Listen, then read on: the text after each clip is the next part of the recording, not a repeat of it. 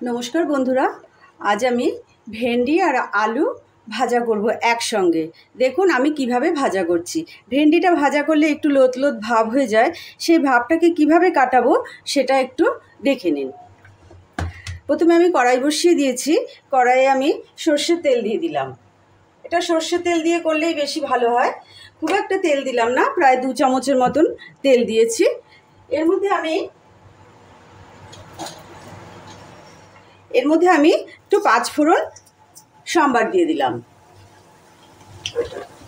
তারপর আমি একটা শুকনো লঙ্কা দিয়ে দিলাম, গোটা সহই শুকনো লঙ্কা দিলাম।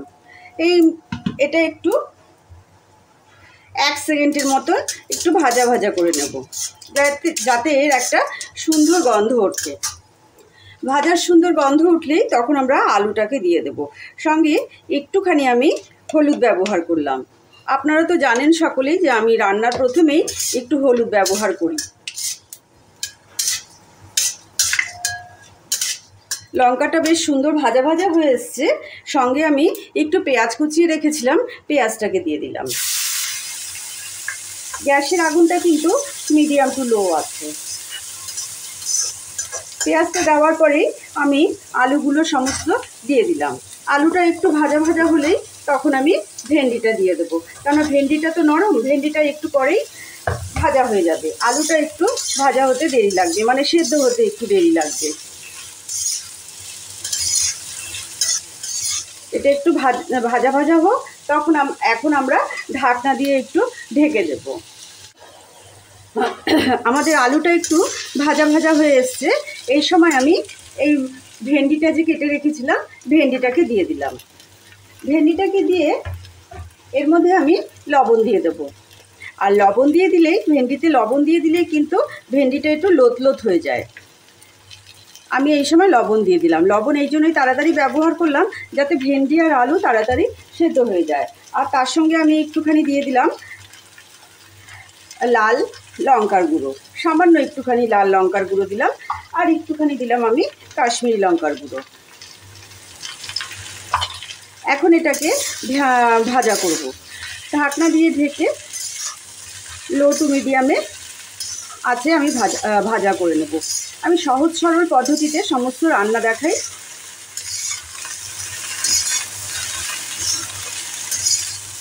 আজকে রান্নাগুলো যদি ভালো লাগে তাহলে লাইক, শেয়ার, কমেন্ট, সাবস্ক্রাইব অবশ্যই করবেন। আমার পাশে থাকার জন্য আপনাদের কিন্তু বিশেষ করে আমার অনুরোধ রইল। আপনি পাশে থাকলেই আমি কিন্তু এগিয়ে যেতে পারবো। আপনারা যদি পাশে দাঁড়ান তবে কিন্তু আমি এগোতে পারবো, আর না হলে কিন্তু আমি একদমই পারবো না। তাহলে আমি ভাজাটা করে এখন ঢাকনা দিয়ে ঢেকে দিলাম। এখন এটা একটু ভাজা ভাজা হোক, তারপরে আবার আমি আসছি। আমি এর মধ্যেও কিন্তু বার কয়েক নাড়িয়ে দিয়েছি। ঢাকাটা খুলে খুলে এগুলোকে, আলু আর ভেন্ডিটাকে নাড়াচাড়া করে দিয়েছি। আমার লবণ টবণ সমস্ত কিছুই ঠিক আছে, আর কিছুই আমি ব্যবহার করিনি। আমার ভেন্ডিও সেদ্ধ হয়ে গেছে, আলুও সেদ্ধ হয়ে গেছে। আপনারা যেমন ভেন্ডি ভাজা করেন আমিও ঠিক তেমনিভাবেই করব, কিন্তু একটু আলাদা। এরপরে আমার ভেন্ডি ভাজা আলু ভাজাটা সম্পূর্ণ হয়ে গেছে। এরপরে আমি এই যে কস্তুরি মেথি নিয়েছি, কস্তুরি মেথিটাকে একটু ক্রাশড করে, হাতে ক্রাশড করে এরকম করে দিয়ে দেব। আর একটুখানি নাড়াচাড়া করে দেব। এইভাবে খুব সুন্দর গন্ধ বেরোবে। তাহলে রুটির সঙ্গে খেতে, ডালের সঙ্গে, ভাতের সঙ্গে দিয়ে ভাজা খেতে খুব ভাল লাগবে। আর দেব এর মধ্যে একটা পাতিলেবু কেটে নিয়েছি, পাতিলেবুর রস। এই পাতিলেবুর রসটা দিয়ে দেখবেন লাস্টে দুর্দান্ত লাগে খেতে।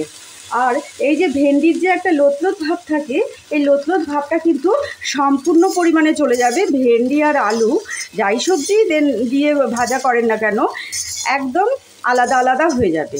একবার শুধু দিয়ে খেয়ে দেখবেন আপনারা, তারপরে আমাকে বলবেন যে হ্যাঁ দিদিভাই ভালো হয়েছিল। আমাদের এটা হয়ে গেছে, এবার আমরা পরিবেশন করে দেব।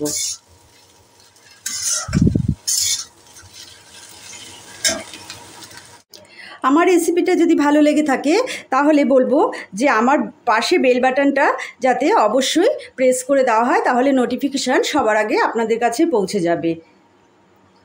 আবার কোনো দিন হাজির হয়ে যাব নতুন কোনো রেসিপির সঙ্গে। আপনারা সুস্থ থাকবেন, ভালো থাকবেন।